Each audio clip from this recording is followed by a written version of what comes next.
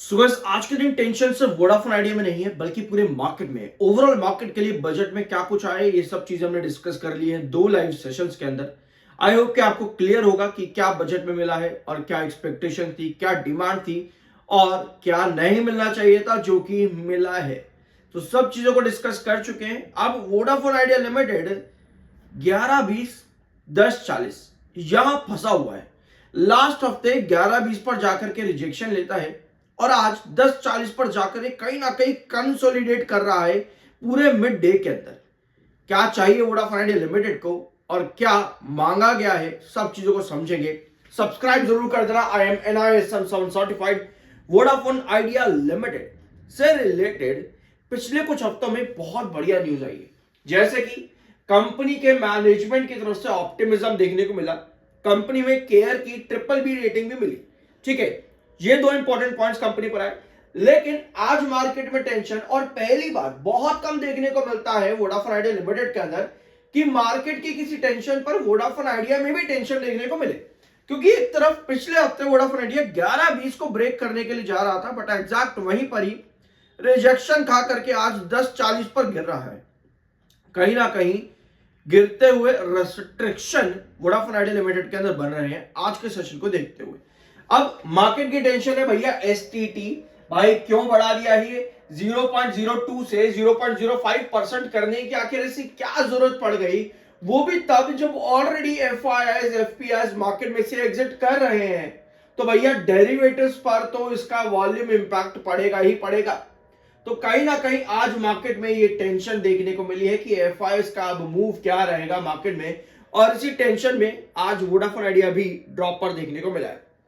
Vodafone idea में अब company कह रही है कि 45,000 करोड़ का हम केपेक्स करेंगे और 3300 करोड़ कंपनी ऑलरेडी एनसीडीज कर चुकी है। पहले कंपनी का कहना था भैया 55,000 करोड़ का केपेक्स करेंगे, वो भी फाइनेंशियल ईयर 26 के आखिर तक, जो कि मार्च में खत्म होता है। लेकिन अब कंपनी के स्टेटमेंट्स भी बदल चुके हैं और कंपनी 3 साल का ऑप्टिमिज्म अब लेकर के चल रही है। लेकिन इस सबके साथ में कंपनी एटलीस्ट स्टेबल हो जाएगी, ये कंपनी का कहना है 3 सालों के अंदर। अब कुछ नए पॉइंट्स, जैसे कि स्पेक्ट्रम ड्यूज 7,000 करोड़ को कन्वर्ट करना फाइनेंशियल ईयर 27 में गवर्नमेंट के इक्विटी के अंदर।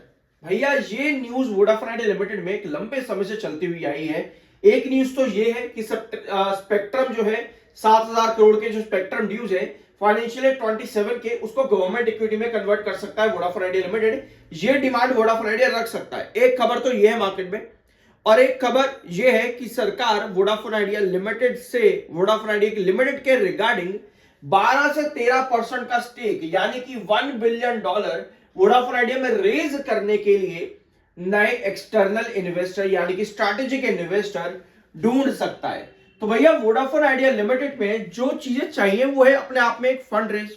ये बड़ा चीज है जो वोडाफोन आइडिया को चाहिए। लेकिन दो खबरें मार्केट में apart from this and AGR ये भी चल रही है कि 7,000 करोड़ का स्पेक्ट्रम के लिए गवर्नमेंट का इक्विटी कन्वर्जन, जिसके लिए सरकार पहले भी कई बार कह चुकी है कि भैया अब कोई इक्विटी कन्वर्जन हम करने वाले नहीं है। ये दूसरी बात हो जाती है। एक खबर ये भी मार्केट में लंबे समय से है कि सरकार वोडाफोन आइडिया लिमिटेड के प्रमोटर का स्टेक डाइल्यूट कर सकती है स्ट्रैटेजिक इन्वेस्टर्स ढूंढने के लिए। यानी कि अपना स्टेक नहीं, जो गवर्नमेंट के पास 49% स्टेक है वो नहीं, जो वोडाफोन आइडिया पे है उसका स्टेक सरकार नए स्ट्रैटेजिक इन्वेस्टर्स ढूंढ सकती है। ये अपडेट्स मार्केट के अंदर है। अब ये मैं आपको क्यों बता रहा हूं एक बार फिर से, उसके पीछे का रीजन है रीअसेसमेंट ऑफ AGR।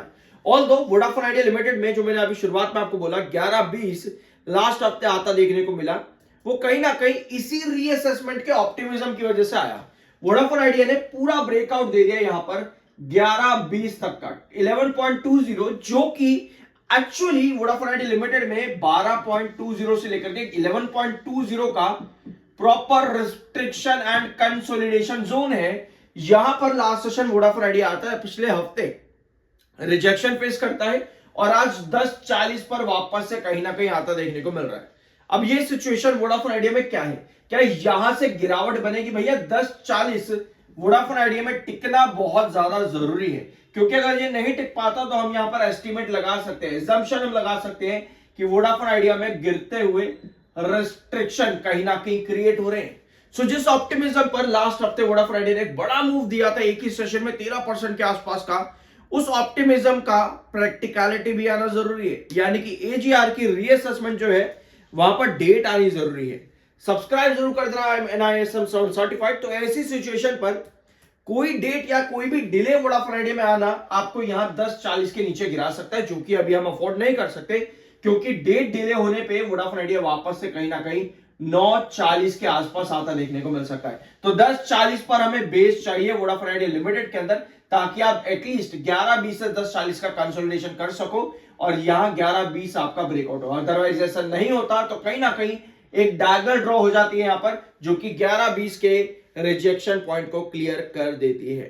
तो ये है वोडाफोन आइडिया लिमिटेड के रिगार्डिंग अपडेट्स, कुछ खबरें जो कि अभी वोडाफोन आइडिया से रिलेटेड काम कर रही हैं, कुछ ऑप्टिमिज्म है और कुछ पर अभी भी सवालों के जवाब मिलना बाकी है, जैसे कि एजीआर कर रही है असेसमेंट, कब फाइनलाइज होगा इसके बारे में फिलहाल के लिए कोई डेट्स नहीं है।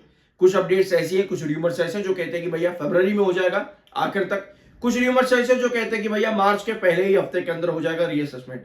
बट कंपनी ने इस पर कोई जवाब नहीं दिया। कंपनी ने सिर्फ इतना कहा है कि ये सरकार की तरफ से या डॉट की तरफ से एक अच्छा मूव है कि हमको रीअसेसमेंट के लिए ऑफ एजीआर समय दिया गया है। बस इतना ही है। आई होप कि इस वीडियो में आपको कुछ नया जानने और सीखने को मिला होगा। सब्सक्राइब जरूर कर देना, मिलता अगले वीडियो में।